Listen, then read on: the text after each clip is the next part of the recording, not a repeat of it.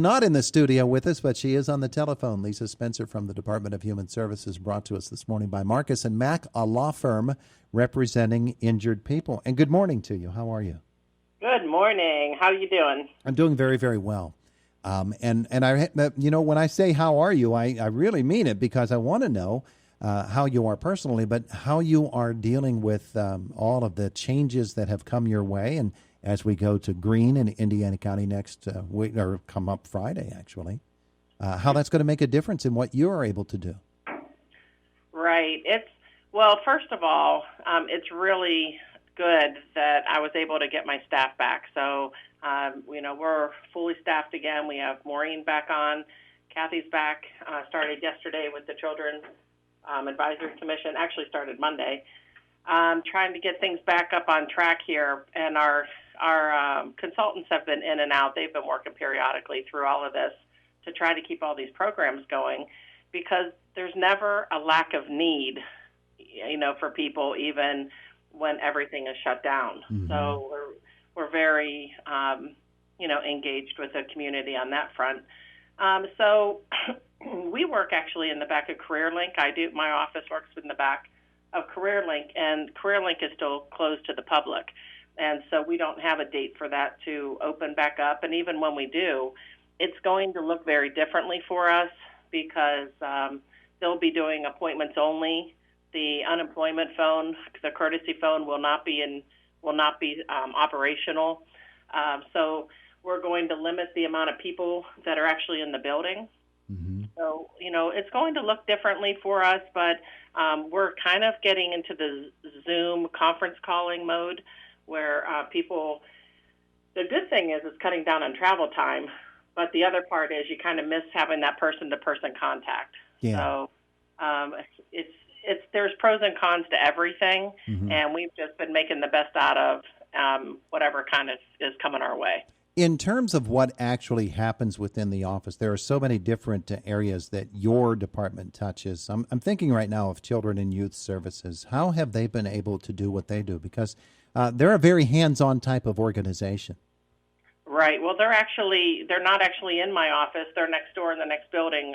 Sarah Ross is actually their director, but they've never been able to stop. I mean, they've had to continue to do what they can, because unfortunately, child abuse and, endangering issues for children, it never seems to take a break. And so they've had to be, boots on the ground, even if they're working from home. Mm-hmm. And, a couple of other places had to do that just because, we can't just stop what we're doing. Yeah. The good thing is that we work really well. My office works really well with all of the other categoricals. Mental health is in the same boat. Drug and alcohol is in the same boat. They have to keep moving their programs forward. So we're here to help with, of course, we have a great relationship with ICAP as well, and we work with them on different programs. So I think one thing I will say is, even through all of this, everybody has continued to work extremely well together in the community, mm-hmm. and I think Indiana County should be really proud of all the work that's getting done on the backside that maybe people can't see, but it's still coming together and helping the best we can. So that's really something we should be proud of. Some of the issues that you and I touch on frequently include, with Kathy, of course, Kathy Abby Baker, the Children's Advisory Commission, and the work that they do. Sometimes we might think, they just do fun things for kids, and that's all they're concerned with. But it's not that, is it? It's so much more. No, it's definitely more. The reason that we do a couple of fun events is just to get the families to come out and enjoy the time with their children, and kind of get a chance to unplug a little bit so they can all interact. It's a fun day for us too. Some of those events, the Family Fun Fest, the Family Nature Palooza, the Day of Play. Those are traditionally things that we sponsor two of them, and S&T Bank Arena sponsors the Day of Play now. But unfortunately, we've had to cancel Family Nature Palooza this year. Mm-hmm. We did squeeze in Family Fun Fest. Looks like Day of Play might be iffy. I'm not sure how that's going to play out. But on top of trying to do low cost or free events for the community, because it's really important to keep those family units together, really another huge part of what we do is pool all those agencies that are serving children and families and really getting them the information that they need to have. So while we meet once a month, Kathy's very, very busy pulling together things that, it's pertinent to all of the agencies in that room, whether it be things on child care or things on child safety, or, we're maybe just doing just checking in and making sure that everybody's doing okay or who needs to have what. So it's a very, very effective collaboration that goes on. That when we're hoping to get that back up and running. Kathy was furloughed here for a while. So now that she's back, we're going to try to slowly get everybody back up and going to where we were before. It just may look a little different for now. Mm-hmm. One of those other entities that we talk about quite often, you and I, here on this segment, is the Suicide Task Force of Indiana County. That's another where they can't take time off. That's something that is vital for so many people. You mentioned mental health services just a couple of moments ago. Talk about how they have been able to do what they need to do during this pandemic. Right. At least we were able to still have we had on Monday a Zoom meeting with several members of the Suicide Task Force Committee, and that has actually been really sad.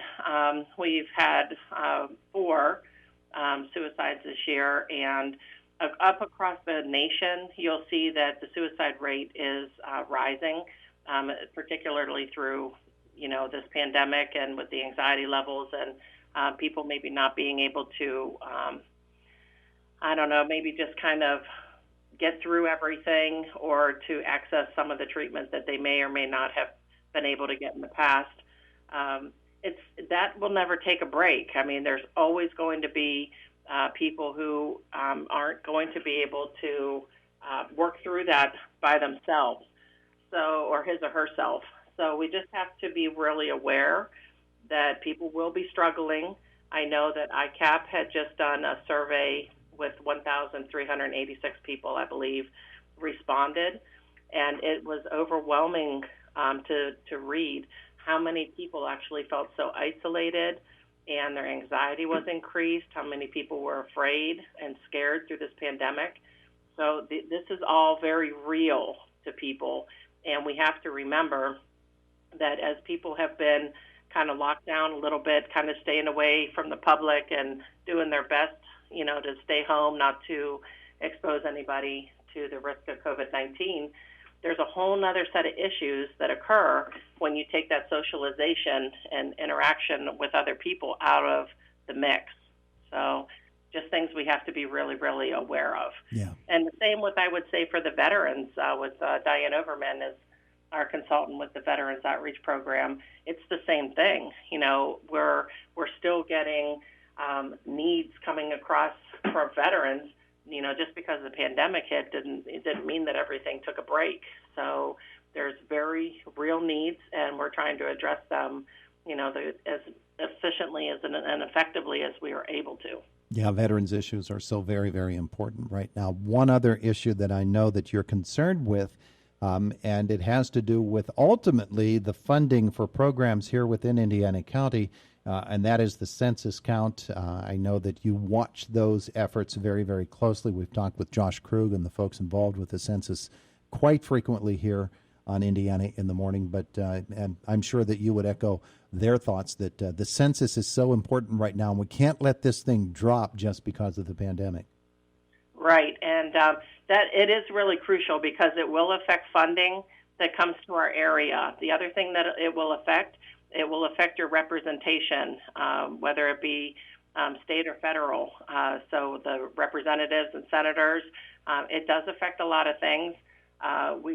They made it as easy as they could for you to go online and do it this year too. So that was actually a really good choice that's actually how I had gotten it done, just because I'm running out of time. It's going so quickly that instead of waiting for people to show up at my door, I just did it online. So I just really encourage everybody to just take some time because, whether they want to think about it or not, it matters because it affects our funding.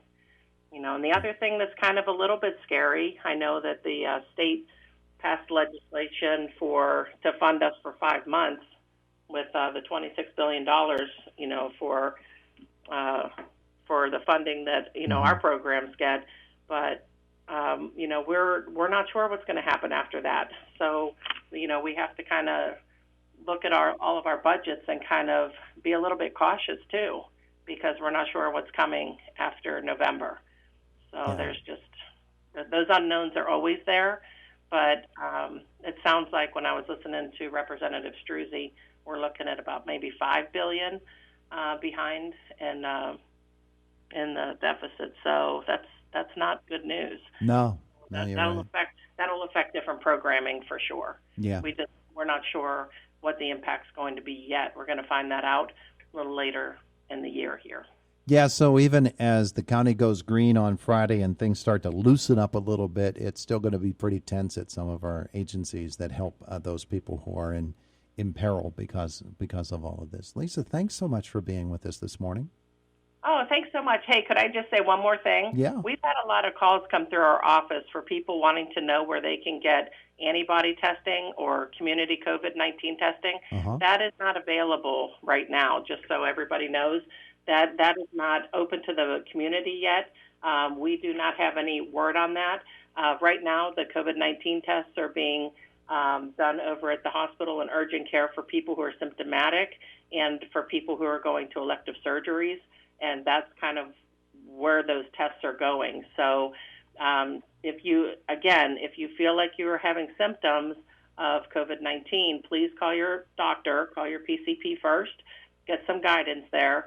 And if you are going to go over to the emergency room or to an urgent care, please give them a call and give them a heads up so that they know they can be ready for you when you get there. Good plan. Good plan. Yeah, Lisa, that was great. terrific stuff. Right. Thank you. Well, we were winging it today because I thought today was Tuesday, so here we are.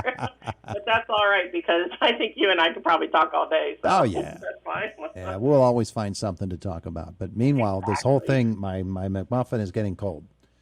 So. Okay. All right. Well, enjoy. Okay, have a great day. You too. Have a great one. It's the voice of Indiana County, WCCS AM 1160 and 101.1 FM. 0.1 FM.